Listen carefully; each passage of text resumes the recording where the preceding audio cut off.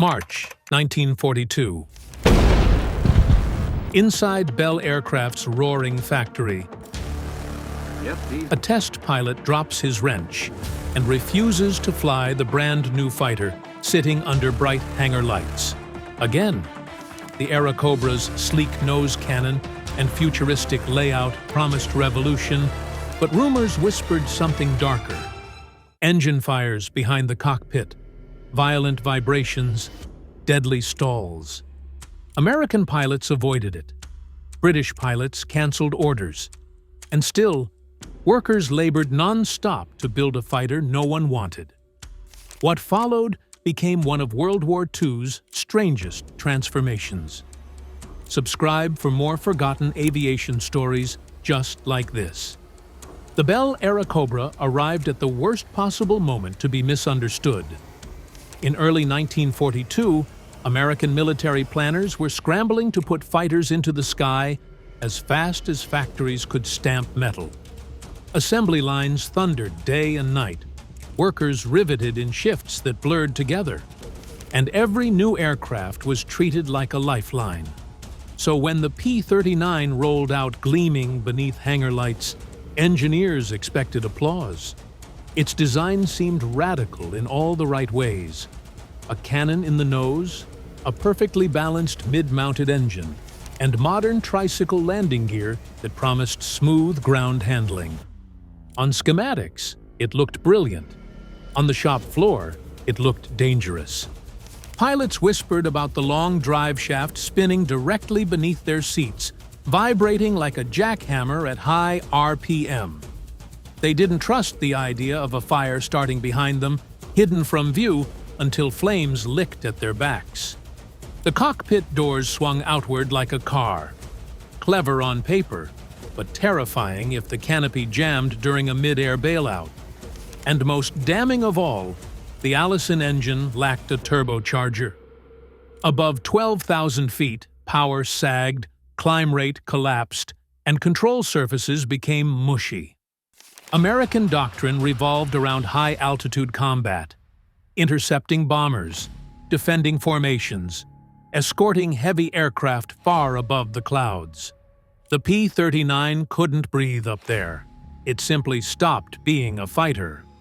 One test report circulated quietly through Army Air Force's headquarters.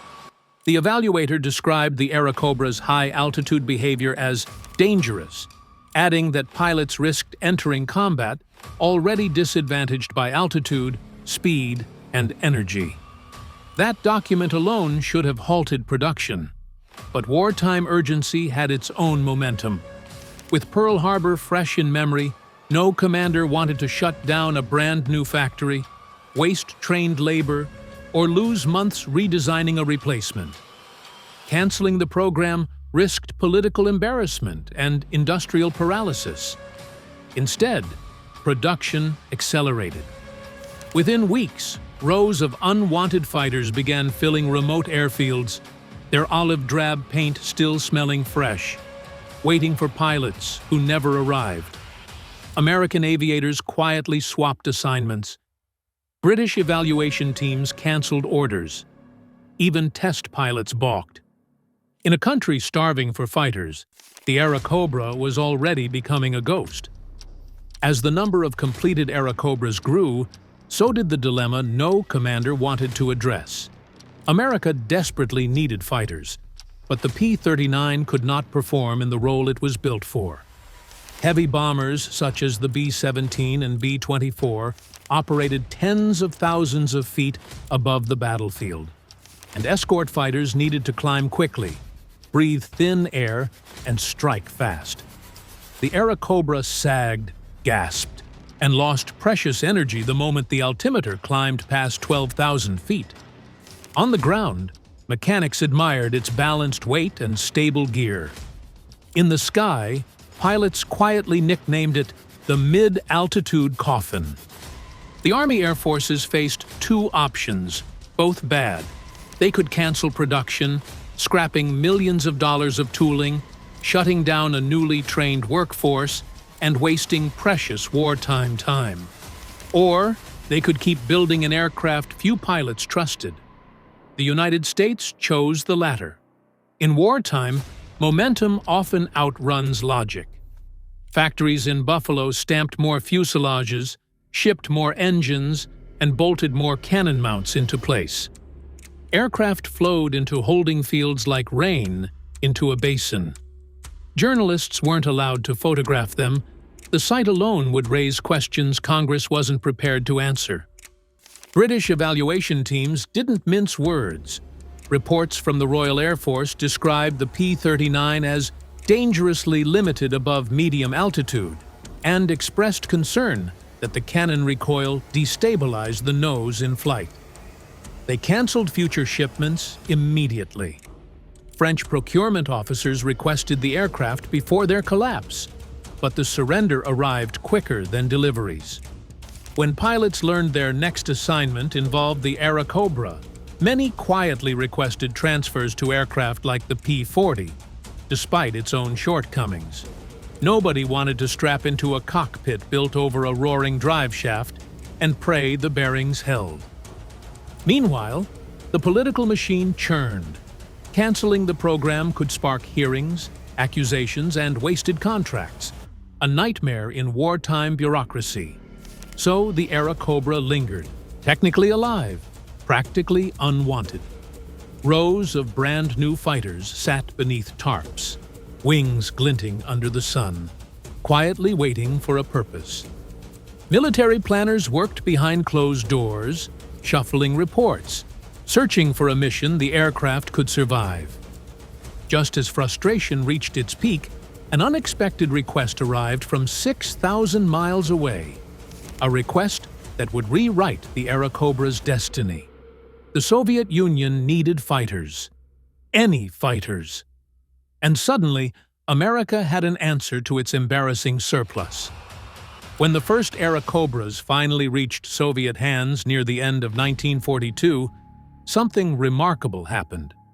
There were no grim jokes about drive shaft vibrations, no panic about high-altitude ceilings, no talk of flying coffins. Instead, Soviet pilots opened the cockpit doors, studied the instrument panels, and immediately saw potential. They weren't fighting a war of 25,000-foot intercepts. Their battles were fought at treetop height, above trenches, tanks, and advancing columns of armor. The Eastern Front was a swirling cauldron of smoke, tracer fire, dust, and chaos, exactly where the Airacobra performed at its best. German dive bombers slammed into frontline targets at low level. Soviet ground attack pilots strafed armor convoys barely above the forest canopy. Fighters tangled nose to nose in brutal, seconds-long engagements where altitude advantage meant little. In this environment, the Allison engine breathed rich, dense air and delivered full power. The weight distribution, judged strange in America, provided an unexpectedly tight roll rate. And at close range, that massive 37mm cannon worked like a guillotine.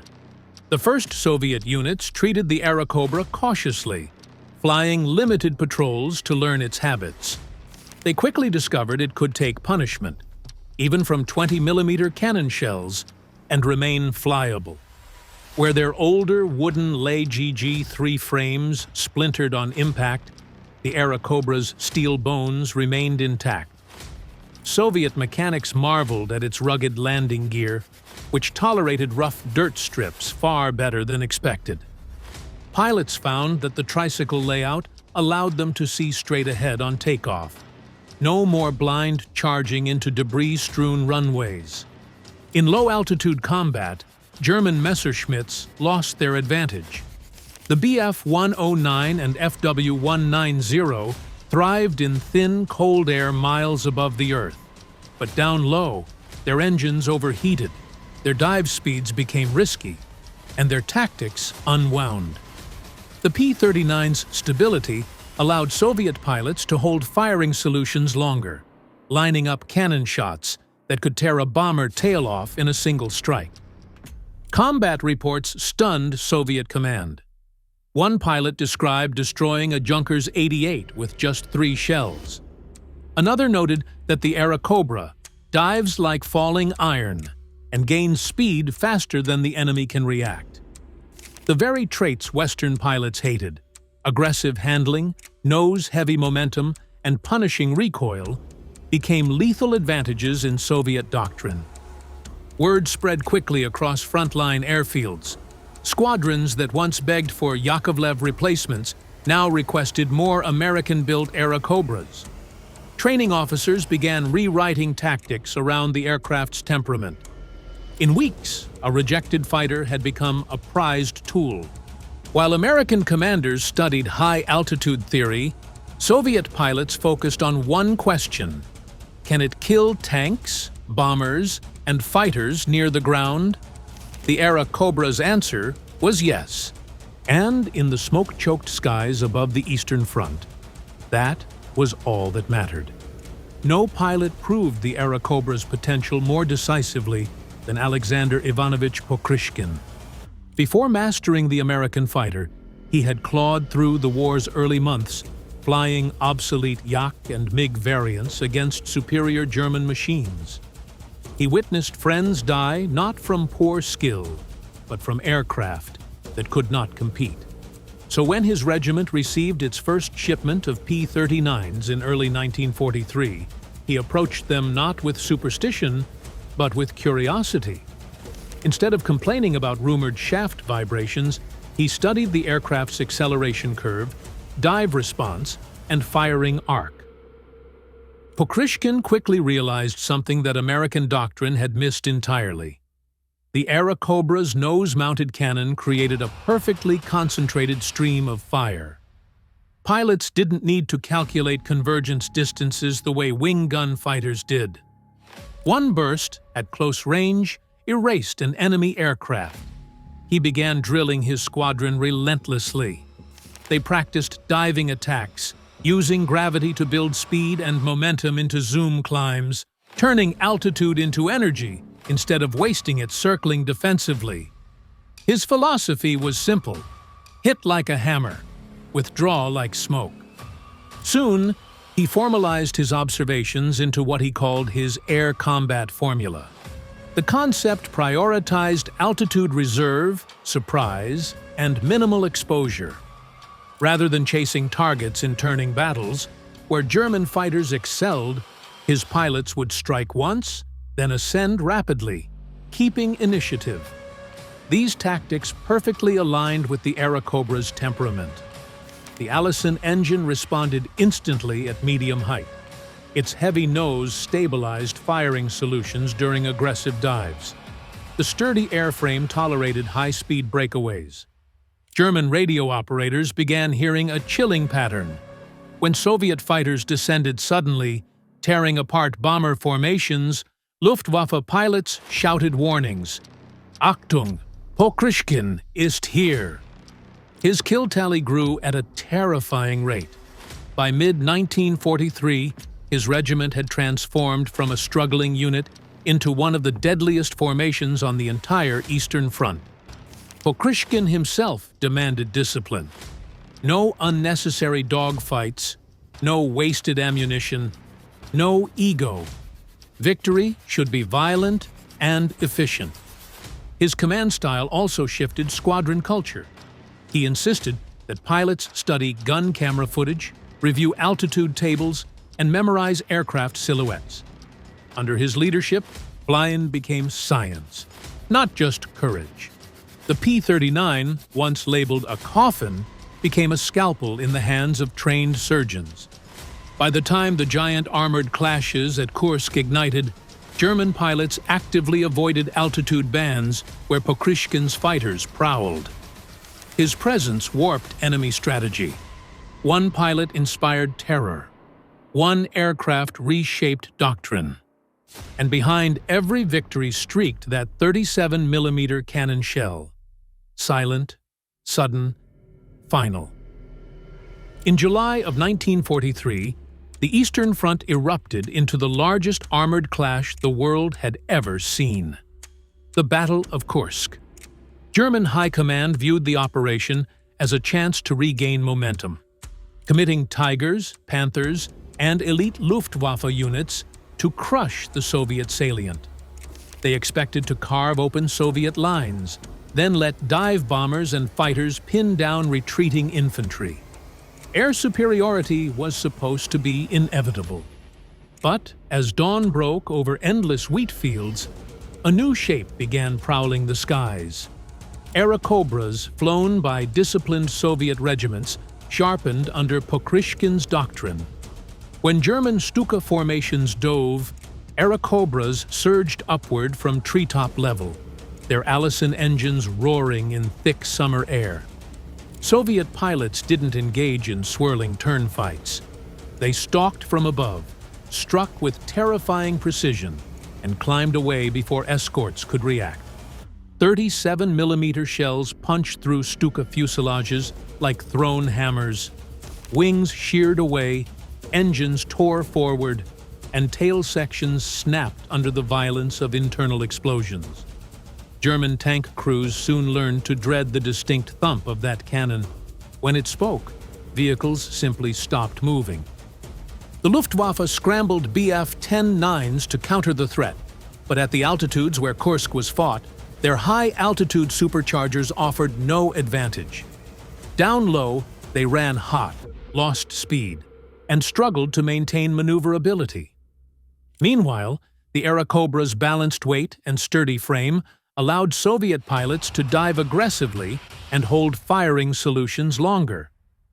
German pilots reported that Soviet formations seemed to appear suddenly from nowhere, hit once, and vanish in a vertical climb. They began transmitting warnings not about aircraft types, but about one name. Pokryshkin's unit is active. During the first week of Kursk alone, his regiment logged over 100 confirmed kills.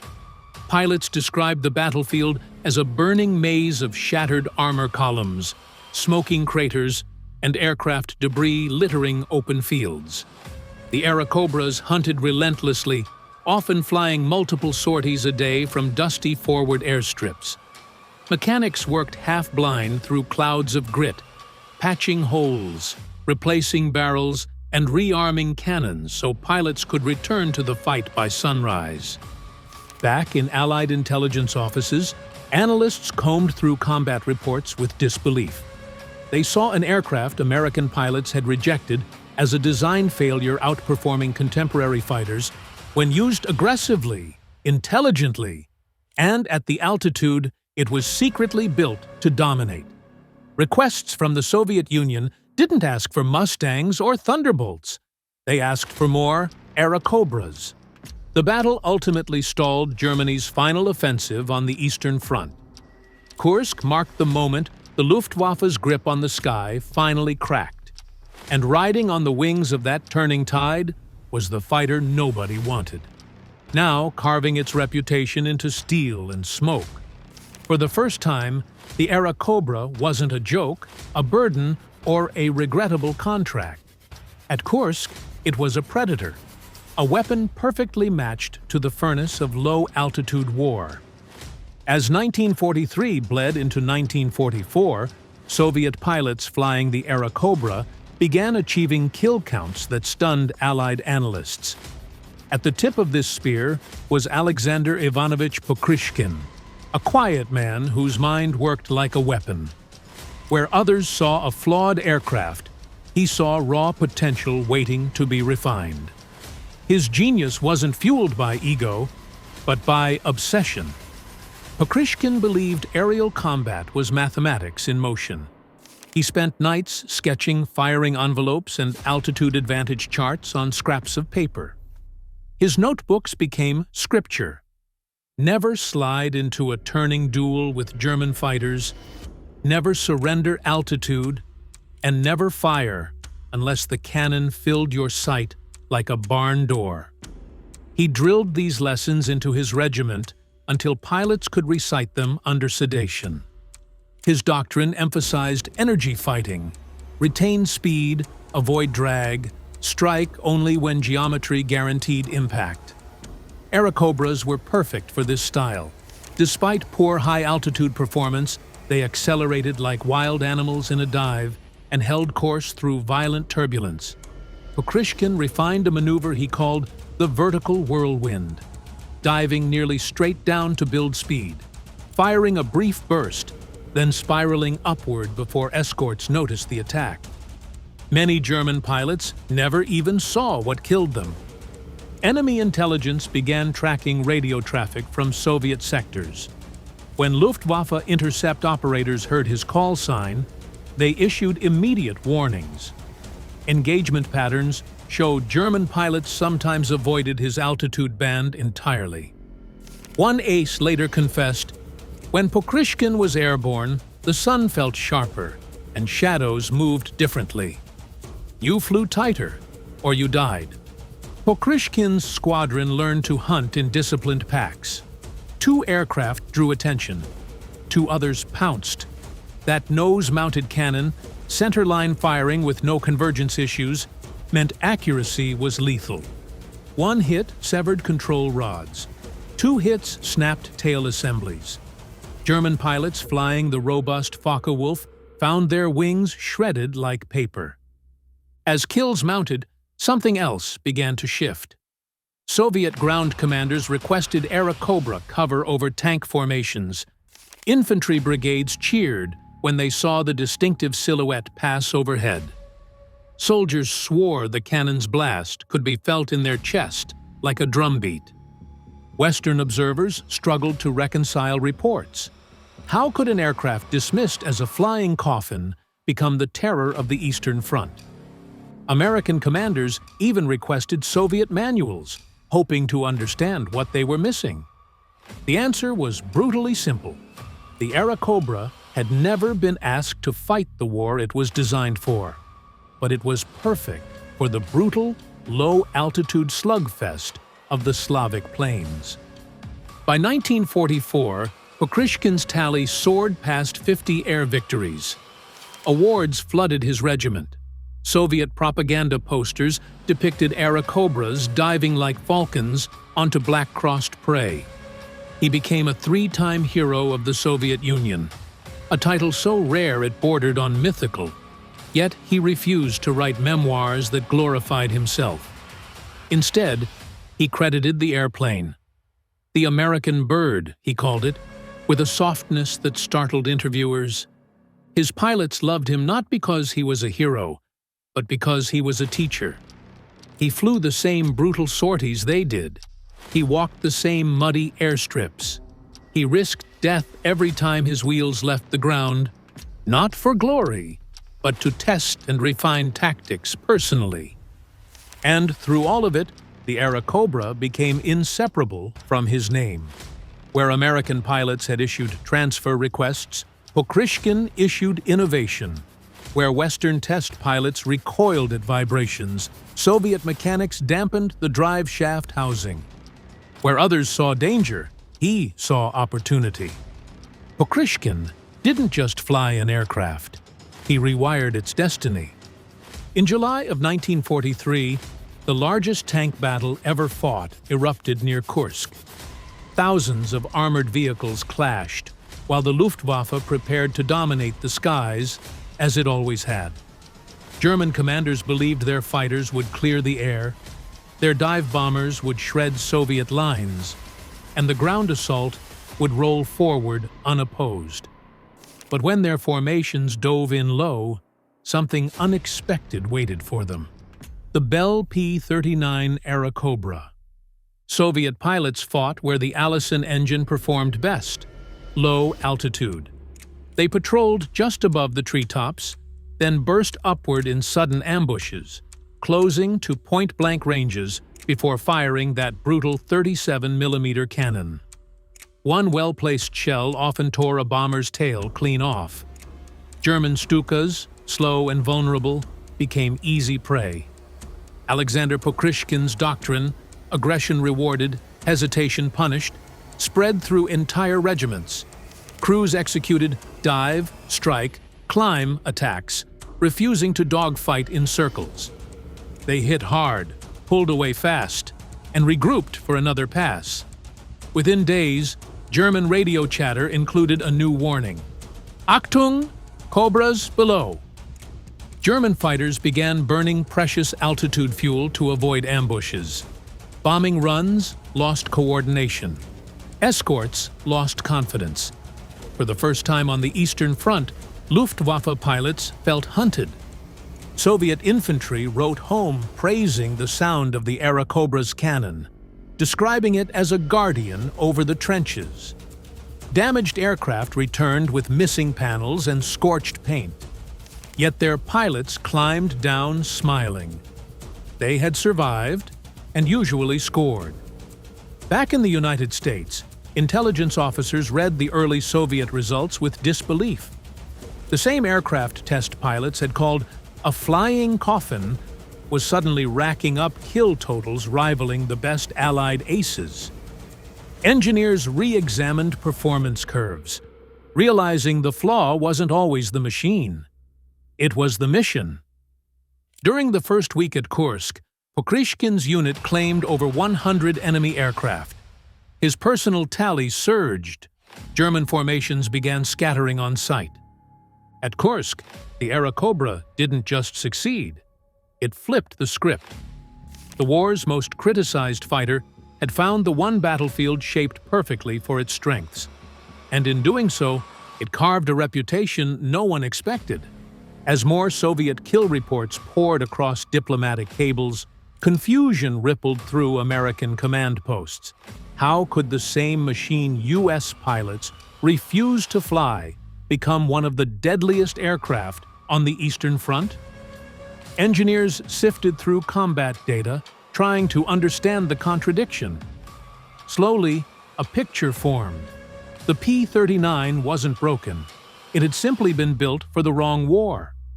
American doctrine demanded high-altitude interception to escort heavy bombers. There, the Allison engine struggled, gasping above 12,000 feet. But the Soviets didn't fight at stratospheric heights. Their world was treetops, smoke, trenches, tanks, and swirling dogfights just above the ground. In that environment, the Airacobra's flaws faded, and its strengths became terrifyingly clear.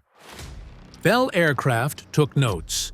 The tricycle landing gear, once mocked as a gimmick, proved ideal on rough forward airstrips. The roomy nose mounted heavier guns with better accuracy than wing-mounted weapons. Maintenance crews loved the accessibility. Pilots loved the visibility. Even the controversial mid-engine placement hinted at how future jet fighters would evolve. Quietly, Bell began refining the concept. The result was the P-63 King Cobra, sleeker, faster, with aerodynamic improvements and lessons baked into every rivet. It never saw major American combat service, but the Soviets requested it in enormous quantities. They knew exactly what they wanted. Meanwhile, in U.S. design bureaus, fighter blueprints subtly shifted.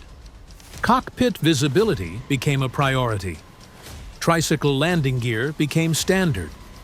Heavy nose armament gained respect.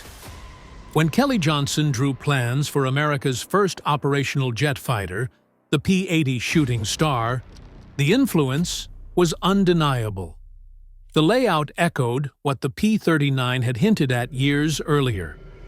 By 1944, American commanders admitted, quietly, that Soviet tactics had unlocked the Airacobra's intended purpose better than they ever could. The aircraft that test pilots once labeled unsafe had evolved into a template for the jet age. It was an uncomfortable truth.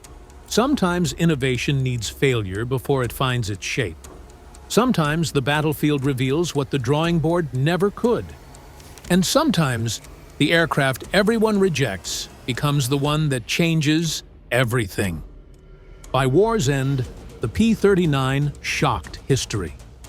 Rejected in the West, it became a low-altitude menace on the Eastern Front, racking up thousands of kills. Its tricycle gear, visibility, and nose-mounted firepower shaped future jet designs. Scrapped at home, honored in Russia, the flying coffin proved that context creates champions, and failures can become foundations.